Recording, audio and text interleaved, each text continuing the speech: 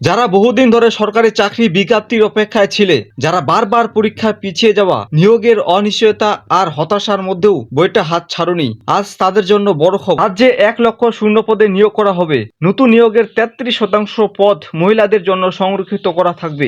এই 1,00,000 শূন্য পদের মধ্যে 20,000 পুলিশ বিভাগে, 50,000 শিক্ষক শিক্ষাকর্মী নিয়োগ করা হবে। এছাড়াও বিভিন্ন সরকারি অফিসে শূন্য পদে নিয়োগ করা হবে। যেখানে প্রযোজ্য সেখানে 10% অগ্নিবীরদের জন্য সংরক্ষিত থাকবে। সরকারি পদের নিয়োগের ক্ষেত্রে বয়সের ঊর্ধ্বসীমা 5 বছর ছাড় দেওয়ার সিদ্ধান্ত আগেই ঘোষণা করা হয়েছিল। এই সুবিধা পরবর্তী 2 বছরের জন্য বহাল থাকবে বলে জানালেন অর্থমন্ত্রী স্বপন দাশগুপ্ত। আর সরকারি কর্মচারীদের জন্য 20% মহার্ঘ ভাতা বৃদ্ধির ঘোষণা করলেন অর্থমন্ত্রী স্বপন দাশগুপ্ত।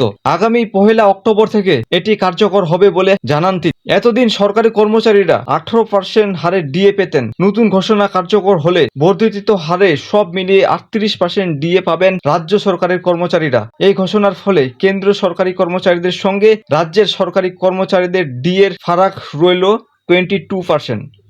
আর স্টেট ট্রান্সপোর্ট কর্পোরেশনের চুক্তিভিত্তিক কন্ডাক্টরদের পারিশ্রমিক বৃদ্ধি করে মাসে 16,000 টাকা করা হবে। সিভিক ভলেন্টিয়ার, ভিলেজ পুলিশ ও গ্রিন পুলিশদের পারিশ্রমিক 2,000 টাকা করে বৃদ্ধির কথা ঘোষণা করা হয়েছে। আর হোমগার্ডরাও পারিশ্রমিক বৃদ্ধি পাচ্ছে 2,000 টাকা। এই হলো আজকের গুরুত্বপূর্ণ বাজেট।